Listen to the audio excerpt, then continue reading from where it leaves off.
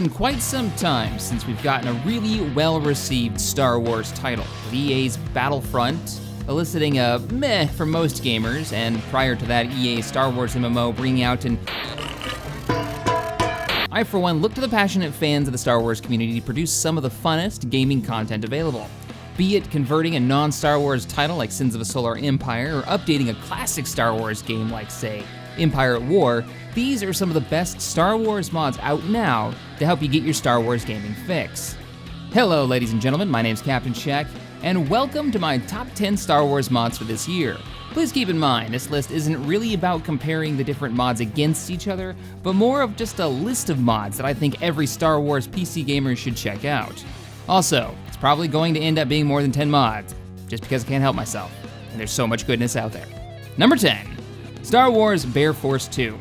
The name is dumb, but the concept isn't. Bear Force 2 is a total conversion mod for Mount & Blade Warband that's entirely multiplayer focused, recreating epic battles between the Galactic Empire and the Rebel Alliance, the Grand Army of the Republic up against the droids of the Separatists. This mod adds maps, weapons, character classes, force powers, you name it, even has working jetpacks. Large-scale multiplayer firefights are straight up a sight to behold. Number 9, Freeworlds Tides of War. Freeworlds is another mod that's been in development for ages. I've been covering it going on years now, and it's still going strong. Built on the classic Space Sim sandbox title Freelancer, Freeworlds is a total conversion, adding all new ships, star systems, and even has unique game mechanics like hyperspace jumps and multiplayer carrier operations. The list of additions and features and game enhancements and graphical updates are as long as my arm, and in recent news, the devs have stated they're moving away from fully player-driven events that require a player base to be built with a leadership core and everything, to a more sandbox design, allowing players to jump in and actually just play. Capital ships in the past had to be built by players working together, but now are no longer outright destroyed when killed in combat. They actually go on a cooldown, meaning players are willing to risk them a bit more. Testing and refinement of these new systems is ongoing, so if you're interested in some space combat RP, check out Tides of War. Number 8, Star Wars Battlefront 3 Legacy. One of the newer mods on this list, and one I've recently spotlighted here on TheXpGamers. Legacy devs are shooting to bring back some of the features of the canceled Battlefront title that predated EA's Battlefront 3. Features like orbit-to-ground combat, Clone Wars-era units. In its current form, the mod adds a single new map, Coruscant, that allows players to fight in a fleet battle raging above the planet, and players can fly down from there and fight over capture points on the ground in the city. New unit models and textures have also been included to give Battlefront 2's graphics a bit of an update. Number 7, X3 Albion Prelude, the Star Wars mod. Now, I've talked about this mod quite a few times over its multi-year development. It's a semi-total conversion mod for X3 Albion Prelude that currently plays as if the Empire and the Rebellion had invaded X3 Albion Prelude space. The mod author has done a fantastic job of incorporating a massive, and I mean massive, list of ships from the Star Wars universe.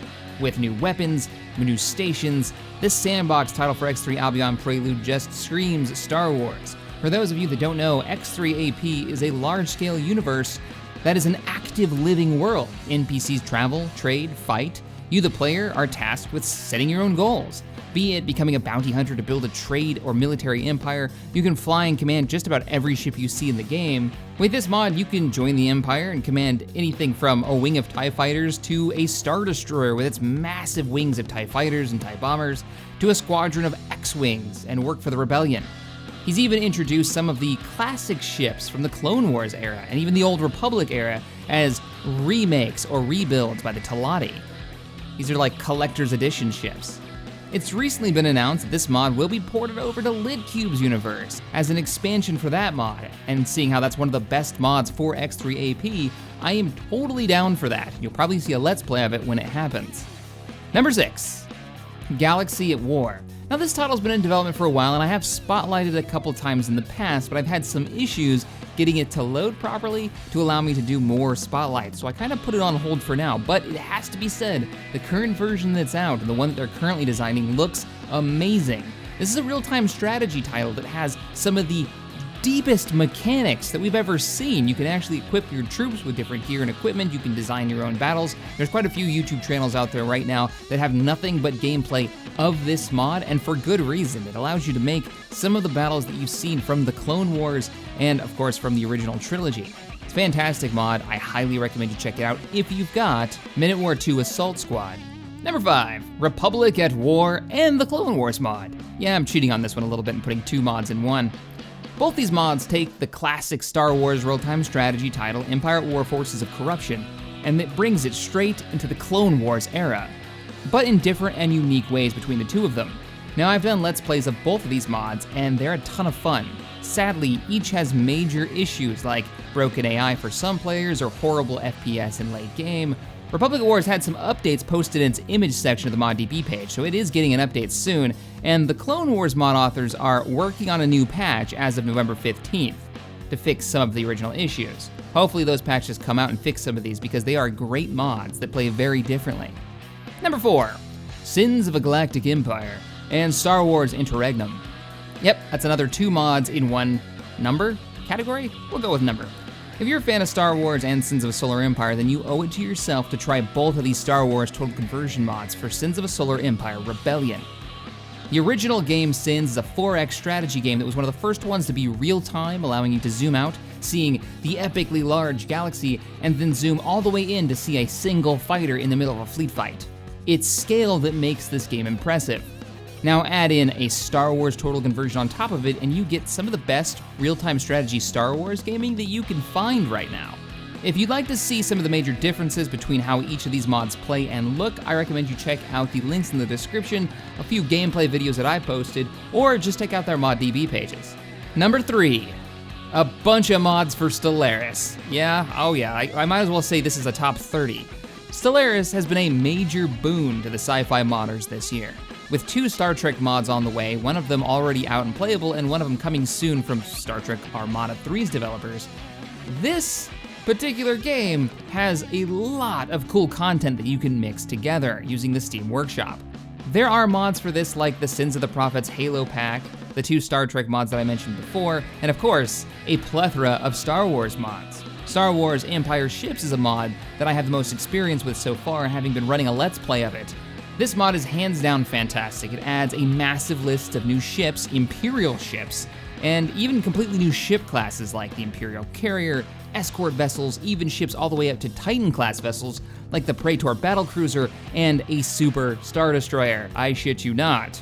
On the flip side, the same mod author has a Rebel ship pack that looks just as good as the Imperial one. I haven't tested that one fully yet, but I'm looking forward to doing a spotlight on that by itself. Lastly, Star Wars Far Far and Away mod, which adds 100 new static species portraits from the Star Wars universe, so you can have all the races from Star Wars. It adds 150 new flags from the universe, and it adds an entirely new galaxy for you to explore with 662 systems with minor and major hyperspace routes in between them, giving you a very different type of campaign. Number 2, Galactic Battlegrounds Expanding Fronts. I recently did a short spotlight on this old school RTS, Galactic Battlegrounds, which is literally a reskin of Age of Empires into the Star Wars universe. No, that's not the mod. Galactic Battlegrounds is actually a licensed game from years and years ago. And you can find it incredibly cheap on Steam for like $5. Expanding Fronts takes this game, as of the newest version, which is planned to be released this December, and allows you to play in 1920 by 1080. It also adds a metric ton of new assets. New units for all sides, new tools for map makers. I am so down for this, to be able to play it at a proper resolution. So keep an eye out for more on this mod on my channel later as it develops. Number 1, Thrawn's Revenge. The mod for Empire at War Forces of Corruption. I absolutely love this. I mean, I love Republic at War and the Clone Wars mod, and of course Awakening of the Rebellion to death, but no other mod has had such a stable release than Thrawn's Revenge. It's one of the oldest mods for Empire at War and has some of the longest time investment behind it. It runs like a dream, adding new sides and units and even a custom text system that allows you to go through the different areas as you kill different leaders. I'd love to see them do a mod that starts in the Clone Wars era and works all the way up to, well, where Thrawn's Revenge takes place in the extended universe. I'm most of my way through a Let's Play of this mod, and I can say hands down, Thrawn's Revenge is the best running Empire War mod I have played so far. Even in the late game, where Republic at War has horrible slowdown issues when you've got too many ships on the screen, the developers of Thrawn's Revenge have focused on making sure that the game is fun to play. And if we're gonna talk about the original Thrawn's Revenge, we've gotta talk about the sequel to Thrawn's Revenge, which is Ascendancy for Sins of a Solar Empire. It's the reason why I didn't put this in the category for sins. It allows you to play as the Imperial Remnant, the New Republic, the Empire the Hand, the Penstar Alignment, the Hapes Consortium. It's got some unique game mechanics that changes really how you play, and some of the models in this are probably some of the best in Sins. Now I know I've missed a ton of mods for all kinds of titles from Space Engineers to XCOM 2, and I'd love to know what your favorites are, so let me know in the comments below. As always, thank you guys for watching. I do this top 10 almost yearly, maybe every 8 to 10 months, so expect another one of these going forward, and I will see you guys in the next video. Later, everybody.